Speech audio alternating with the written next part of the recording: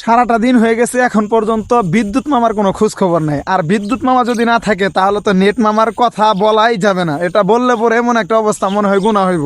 ঠিক আছে, এতগুলা মানুষ তারা চাইলে কিন্তু এই কাজগুলা মানে বিষয়গুলো সমস্যাগুলো সলভ করে তারা কিন্তু একটা ঘন্টার জন্য হলেও মানুষের যে প্রয়োজনীয় জন্য একটু লাইট একটু মানে জিনিসগুলা যেমন ফ্রিজ থাকে, মানুষের অনেক দেশ গ্রামের অনেক সমস্যা, লোডশেডিংয়ের অনেক সমস্যা, এই সমস্যাগুলো যদি সমাধান যদি না করা হয় তাহলে এইভাবে জীবনযাপন করা কোনোভাবেই সম্ভব না। কারণ আমি আপনাদেরকে দুই একটা উদাহরণ দিই।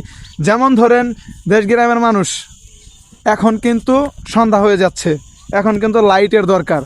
ঠিক আছে, বিভিন্ন অনেক ধরনের কাজ থাকে, সে জায়গা থেকে কিন্তু আপনার বিদ্যুৎটা অনেক প্রয়োজনীয়।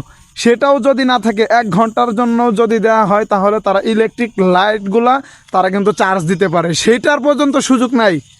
তারপরে দেশ গ্রামে ফ্রিজ থাকে, অনেক জিনিস থাকে আসবাবপত্র, যেগুলোতে বিদ্যুৎ ছাড়া কোনোভাবেই সম্ভব না।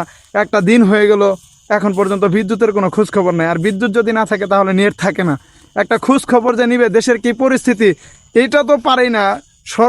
মানে যেটা মূল বিষয় যেটা, সেটা হচ্ছে মানুষের তো আত্মীয় স্বজন থাকে, যেভাবে ঝড় তুফান হচ্ছে এইভাবে কিন্তু আসলে মানুষের একটু খোঁজ খবর নেওয়া দরকার যে আসলে তারা কেমন আছে, তারা সুস্থ আছে কিনা, কোনো বিপদ হলো কিনা। এই বিষয়ে যদি একটু খোঁজ খবরও যদি নিতে চাই তাহলে কিন্তু মোবাইলের কিন্তু নেট প্রয়োজন।